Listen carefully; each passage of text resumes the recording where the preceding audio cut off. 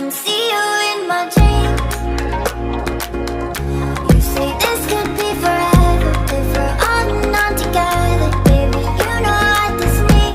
আসসালামু আলাইকুম বন্ধুরা, আশা করছি আপনারা সবাই অনেক অনেক ভালো আছেন। ঈদ মুবারক সবাইকে আমার পক্ষ থেকে এবং ভুইয়ার পক্ষ থেকে। তো চলে আসলাম আবারও সেই পরন্ত বিকেলবেলা ঘোরাঘুরি করার জন্য। তো দেখতেই পারতেছেন যে একদম বাংলাদেশের স্টাইলে আছি আমি। এই যে আমার শরীরের মধ্যে একটু আগে গোসল করলাম, গোসল টোসল করে আপনার কিছু চা পানি খেয়ে ভুইয়াকে নিয়ে আপনার বেরিয়ে পড়লাম ঘোরাঘুরি করার জন্য। তো এই যে গামছা দেখেন আপনার একদম শরীরের মধ্যে জুলাই লাগছে। তো এখন ভুইয়া আপনার এই ঈদের মধ্যে কি বলবো, ভুইয়ার মন মানসিকতা একদম খারাপ। মানে আমি দেখতেছি যে ভুইয়াকে কোনোভাবে তার মনটাকে আমি খুশি করতে পারতাছি না। কারণ ভুইয়া দেশে যাওয়ার জন্য প্রস্তুতি নিয়েছিল, কিন্তু কোম্পানির সমস্যার জন্য সে দেশে যাইতে পারে নাই। তো এখন আমি ভুইয়াকে জিজ্ঞাসা করতেছি যে তুমি যে এই যে তোমার পরিবার বাংলাদেশে রেখে এখানে ঈদরা করলে, তোমার কাছে কতটুকু ঈদ এখানে আনন্দ লাগছে বা কতটুকু ভালো লাগছে এখানে ঈদ করার পর? আসসালামু আলাইকুম। এখন আমি সৌদি আরবের মাটিতে পরিবার বাংলাদেশে রেখে ঈদ করলাম, কিন্তু ঈদরা বহুত কিছু মিস করে দিলাম।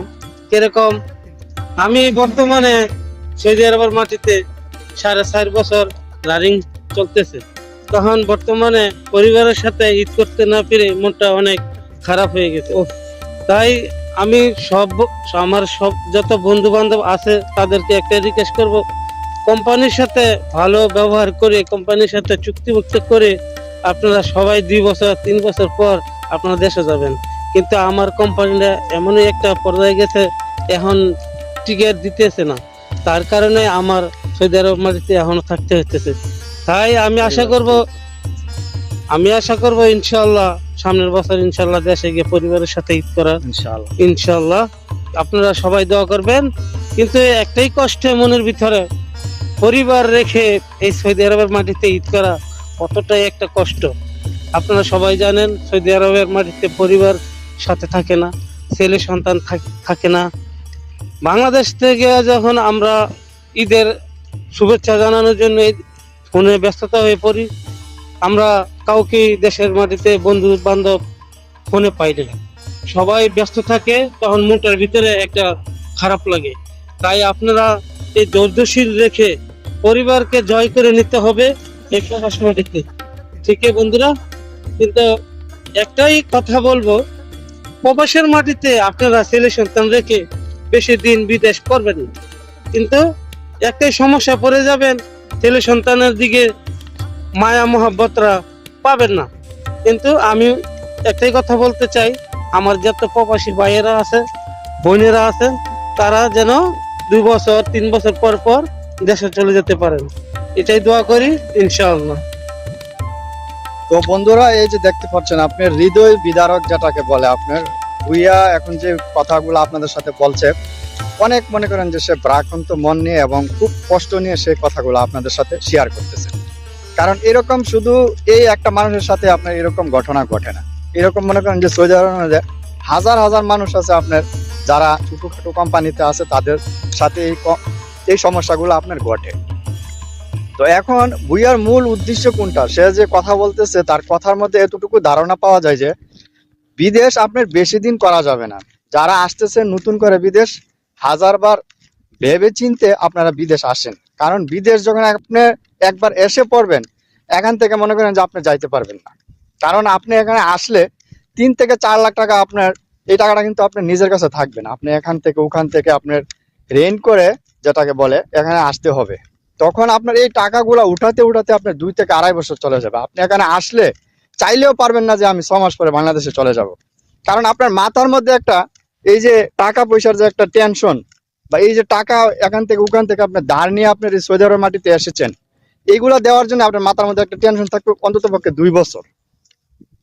তো এখন আপনি চেষ্টা করলে কিভাবে চলে যাবেন আপনি 6 মাস পরে? তো বন্ধুরা, আমি বলবো যে প্রবাসে আসার আগে আপনার হাজারবার চিন্তা ভাবনা করে প্রবাসে আসবেন। কারণ প্রবাসে যখন একবার এসে পড়বেন, এটা মনে করেন যে আপনার জেলখানার চাইতে আপনার বিশাল মনে করেন যে ভয়ঙ্কর। তো যাই হোক, এখন মূল কথা হলো আপনার এই যে ঈদের দিন বেচারা আপনার ঈদ করতেছে এখানে পরিবার রেখে, এবং কোম্পানির সমস্যার জন্য ছুটিতে যাওয়ার প্রস্তুতি নিয়েছিল যে ঈদটা বাংলাদেশে গিয়ে পরিবারের সাথে সুন্দরভাবে ঈদরা করবে, কিন্তু বেচারা ঈদরা করতে পারে নাই, কারণ তার তার কোম্পানি তাকে টিকিট দেয় নাই, এবং কোম্পানির সাথে কিছু একটা সমস্যার জন্য সে বাংলাদেশে যাইতে পারে নাই। তো এজন্য বলবো বন্ধুরা, যারা বাংলাদেশ থেকে প্রবাসে আসতে চান, অবশ্যই আপনারা ভেবে চিন্তে ভালোভাবে আসবেন।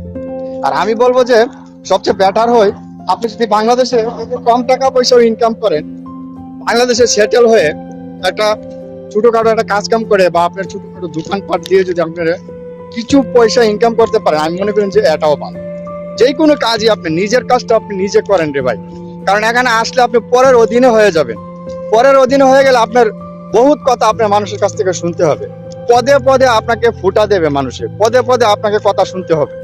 তখন মনে করেন যে কিছু কিছু মানুষ আছে আপনার আমার চোখের সামনে আমি দেখতেছি যে তারা ওই কথাগুলো সহ্য করতে পারে না, তাদের শরীরের মধ্যে এই কথাগুলা তারা মনে করেন যে আপনার লাগাতে পারে নাই, মানে এত জঘন্যভাবে কাজের ক্ষেত্রে কিছু কিছু কথা আপনার সামনে বলবে। তখন ওই সমস্ত লোকগুলো আপনার তারা এই কথাগুলো আপনার নিতে পারে নাই বলে প্রবাস জীবন ছেড়ে বাংলাদেশে চলে গেছে।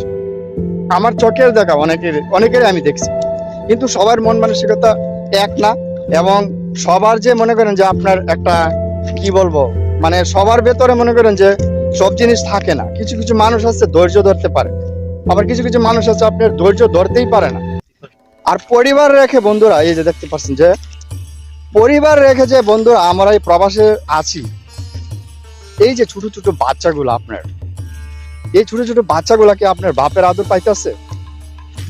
একটা প্রবাসীর সবচেয়ে বড় কষ্ট লাগে এটা, সেই প্রবাসী ব্যক্তিটা যখন একটু গভীর ভাবে সে ভাবে বা একা এক জায়গায় বসে থাকে, আর মোবাইলের মধ্যে যখন আপনার ভিডিওগুলা দেখতে পায় যে বাংলাদেশে যারা ঈদ উদযাপন করতেছে পরিবার রেখে, তখন কিন্তু একটা প্রবাসীর মনে একটা আঁচড় কেটে যায় যে দেখতেছো তারা অনেক কত হ্যাপি আছে, ছেলে সন্তান স্ত্রী ঈদের নামাজ পড়ে আসছে, ছোট ছোট বাচ্চাগুলা এসে বলতেছে আব্বু টাকা দেন, স্কুলে আসতেছে, কত আনন্দ লাগতেছে। কিন্তু আমরা এই জিনিসটা পারতেছি না। আমরা ঈদের নামাজটা পরে এসে রান্না বান্না করতে হয়, তারপর একটু জামাই চিনি একটু মিষ্টি মুখ করে বাংলাদেশে একটু কথাবার্তা বলে আমরা ঘুমিয়ে পড়ি। ঘুম থেকে উঠে আর কোনো ঈদের আনন্দই আমাদের মধ্যে থাকে না। মানে মূলত এই প্রবাসীদের ঈদের আনন্দটা আপনার বন্ধুরা এই ঘুমের মধ্যেই শেষ হয়ে যায়। ওই যে একটা রিল্যাক্সে আপনার ঈদের দিন তো ডিউটি থাকে না, ঈদের দিন যে একটু ঘুমিয়ে পড়ে একটা প্রবাসী সুন্দর একটা ঘুম দিতে পারে, ঘুম থেকে উঠে মনে হয় যে শেষ। ঈদের আনন্দটা আমার মনে হয় যে এই ঘুমের মধ্যেই প্রবাসীদের ঈদের আনন্দ শেষ হয়ে গেল। আবার আরেকটা কথা না বললেনি বন্ধুরা, কিছু কিছু প্রবাসী আছে ঈদের দিন পর্যন্ত তাদের ডিউটি করা লাগে। তো সেই ব্যক্তিগুলার বা সেই প্রবাসী ব্যক্তিগুলার আপনার অবস্থা কিরকম এখন চিন্তা করেন। তো যাই হোক, আজকে অনেক কথা বললাম, কথা বললে মনে করেন যে অনেক কথাই বলা যায়। তো আজকে ভিডিওটা এখানে শেষ করবো। আর মুশারফ অফিসিয়াল চ্যানেলের মধ্যে আপনার রিয়েলিটি যেটাকে বলে আপনার, আমি কিছু বাস্তব দিক আপনাদের সাথে তুলে ধরতে চাই।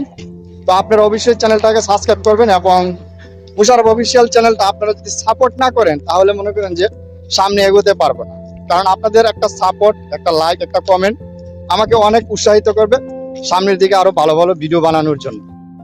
তো যাই হোক, আজকে অনেক কথা বললাম। সবাই ভালো থাকবেন, সুস্থ সবল থাকবেন। আল্লাহ হাফেজ।